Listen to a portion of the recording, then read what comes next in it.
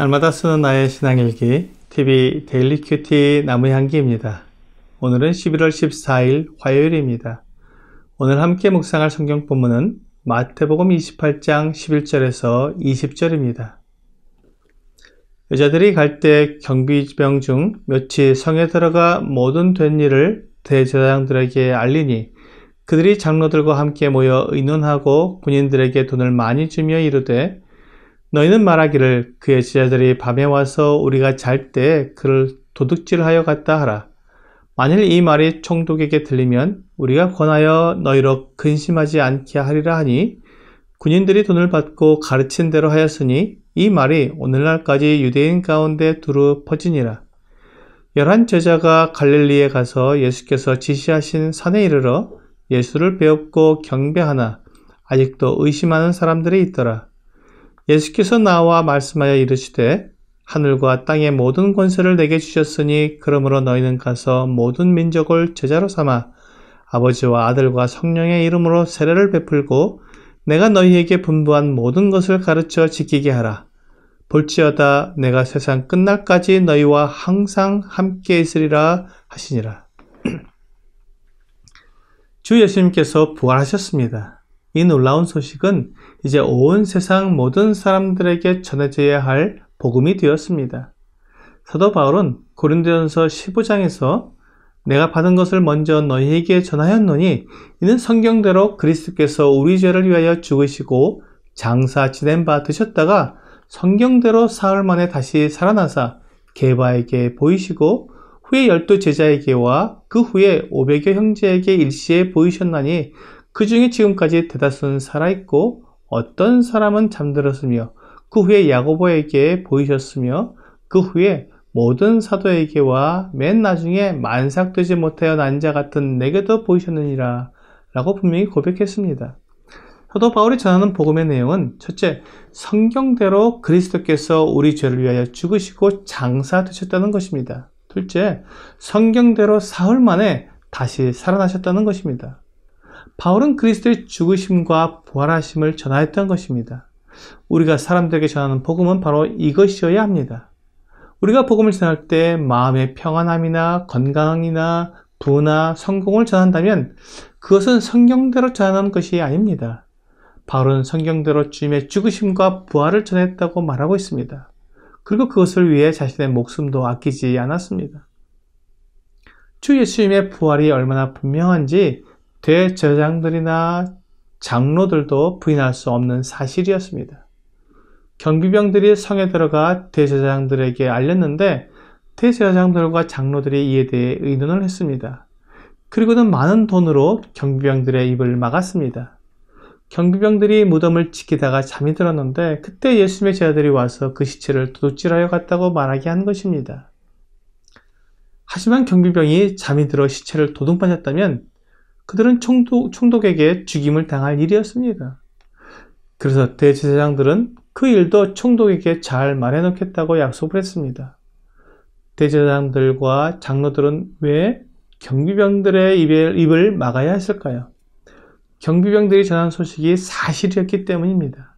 그들이 말해준 것에 의하면 주 예수님이 다시 살아나는 것이 분명하고 도무지 변명의 여지가 없었기 때문에 그들은 경비병들의 입을 막아야 했습니다. 사실 그들은 경비병들의 입을 막기보다는 그들이 보고한 내용에 의해서 주 예수님의 부활을 믿고 주 예수님이 하나님의 아들이심과 이스라엘의 구원자이심을 믿고 회개해야 했습니다. 하지만 그들이 들은 명백한 증거 앞에서도 그들은 마음을 열고 주 예수님을 영접하지 않고 끝까지 거절했습니다. 주 예수님은 그들에게 주 예수님이 하나님의 아들이시며 그들의 죄를 용서해 주시는 하나님의 구원자라는 것을 알 수 있는 기회를 주셨지만 그들은 그것을 거절했습니다. 그들의 결정에 대해 그들이 책임을 져야 할 것입니다. 주 예수님은 제자들과 약속하신 대로 갈릴리의 한 산에서 제자들을 만나 주셨습니다.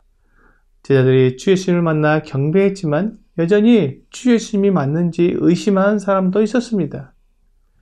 부활하신 주님께서 친히 그들 앞에 계심에도 그들은 도저히 믿지 못했던 것입니다.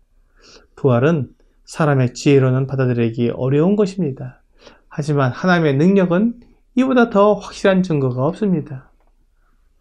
이제 주 예수님께서 제자들에게 말씀하셨습니다. 이 말씀하실 때 주 예수님은 하늘과 땅의 모든 권세를 내게 주셨으니 라는 말씀으로 시작하셨습니다. 이 말씀은 주님께서 지금 제자들에게 하시는 명령의 권위가 얼마나 큰 것인지를 말씀하시는 것이었습니다. 하늘과 땅의 모든 권세를 가지신 주 예수님께서 제자들에게 하시는 명령이기 때문에 이를 지상명령이라고 말합니다. 가장 큰 권위로 말씀하시기에 반드시 따라야 하는 명령이라는 뜻입니다. 주 예수님은 제자들에게 가서 모든 민족을 제자로 삼으라고 말씀하셨습니다. 제자들이 가서 복음을 전할 대상은 유대인들만이 아니었습니다. 그들은 모든 민족에게로 가야 했습니다. 그리고 그들을 제자로 삼아야 했습니다. 그들에게 복음을 전하여 그들로 주 예수님을 따르는 제자가 되게 하라는 말씀입니다. 그리고 그들에게 아버지와 아들과 성령의 이름으로 세례를 베풀라고 하셨습니다. 세례는 주 예수님을 믿는 믿음을 사람들 앞에 나타내는 예식입니다. 주 예수님은 이 세례의 주체가 삼위일체 하나님이시라는 것을 분명히 말씀해 주셨습니다. 사람이 세례를 베풀지만 세례의 주체는 하나님이십니다. 에베소서 4장 5절과 6절은 주도 한 분이시요 믿음도 하나요 세례도 하나요 하나님도 한 분이시니 곧 만유의 아버지시라 만유 위에 계시고 만유를 통일하시고 만유 가운데 계시도다 라고 말씀하십니다. 교회는 한 분 하나님을 통해 한 믿음을 가지고 한 세례를 받아 한 몸을 이루었다고 말씀하시는 것입니다. 만일 세례가 하나님의 이름으로 베풀어지지 않는다면 결코 한 믿음으로 하나가 될 수 없을 것입니다. 그리고 주 예수님은 그 사람들에게 내가 너희에게 분부한 모든 것을 가르쳐 지키게 하라고 말씀하셨습니다. 그러므로 교회는 복음을 듣고 구원받은 모든 사람들을 제자로 삼아서 세례를 베풀고 그들이 주 예수님의 가르침을 따르도록 가르쳐야 합니다. 이런 일을 할 때 많은 어려움과 고난이 따를 것입니다. 그래서 주 예수님은 내가 세상 끝날까지 너희와 항상 함께 있으리라고 약속해 주셨습니다. 주 예수님께서 항상 함께 해주신다면 주님의 능력으로 보호하시고 인도하시며 또한 능력과 힘과 용기와 지혜를 주신다는 의미가 됩니다. 우리는 주 예수님의 이 약속을 믿고 또한 주 예수님의 이 지상명령을 최선을 다해 수행하는 착하고 충성된 종이 되어야 할 것입니다. 오늘의 적용 질문을 보겠습니다. 지상명령 중에서 내가 더욱 힘써야 할 부분은 무엇입니까?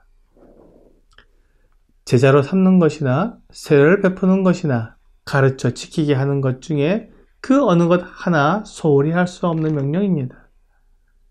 오늘 마태복음의 마지막 말씀을 묵상하면서 그 명령을 이루기 위해 최선을 다하는 여러분과 제가 되기를 주 예수님의 이름으로 기도합니다.